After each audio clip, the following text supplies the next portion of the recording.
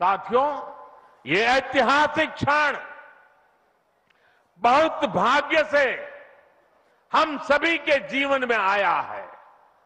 हमें देश के लिए नव संकल्प लेना है, खुद को नई ऊर्जा से भरना है।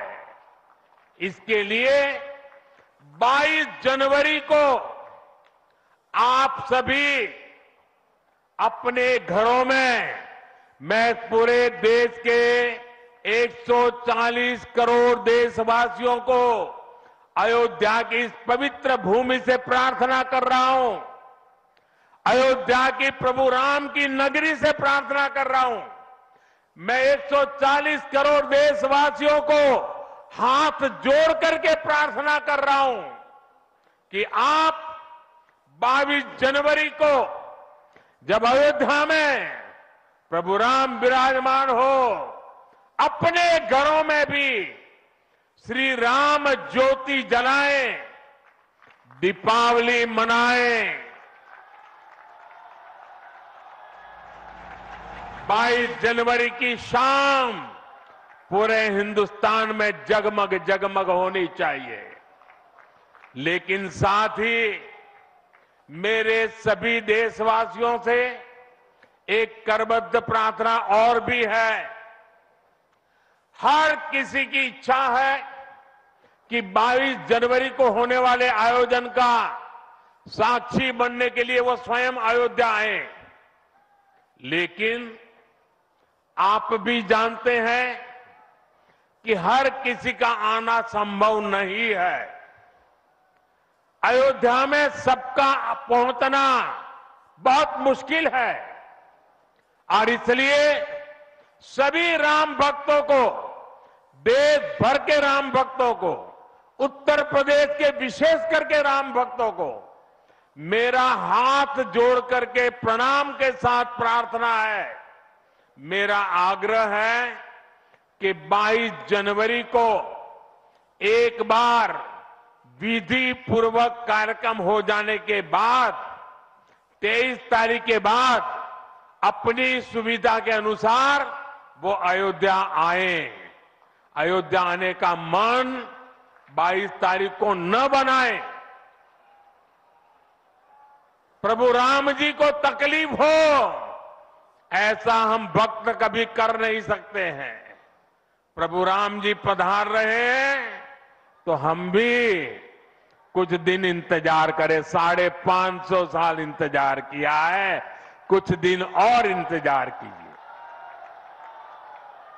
और इसलिए सुरक्षा के लिहाज से, व्यवस्था के लिहाज से मेरी आप सबसे बार बार प्रार्थना है कि कृपा करके, क्योंकि आप प्रभु राम के दर्शन, अयोध्या का नव्य भव्य दिव्य मंदिर आने वाली सदियों तक दर्शन के लिए उपलब्ध है।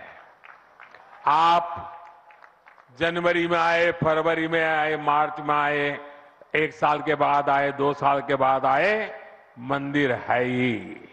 और इसलिए 22 जनवरी को यहां पहुंचने के लिए भीड़भाड़ करने से आप बचिए, ताकि यहां जो व्यवस्था है, मंदिर के जो व्यवस्थापक लोग हैं, मंदिर का जो ट्रस्ट है, हमें इतना पवित्र काम उन्होंने किया है, इतनी मेहनत करके किया है, पिछले 3-4 साल से दिन रात काम किया है, उनको हमारी तरफ से कोई तकलीफ नहीं होनी चाहिए। और इसलिए मैं बार बार आग्रह करता हूं कि 22 को यहां पहुंचने का प्रयास हम न करें। कुछ ही लोगों को निमंत्रण गया है, वे लोग आएंगे और 23 के बाद सारे देशवासियों के लिए आना बड़ा सरल हो जाएगा।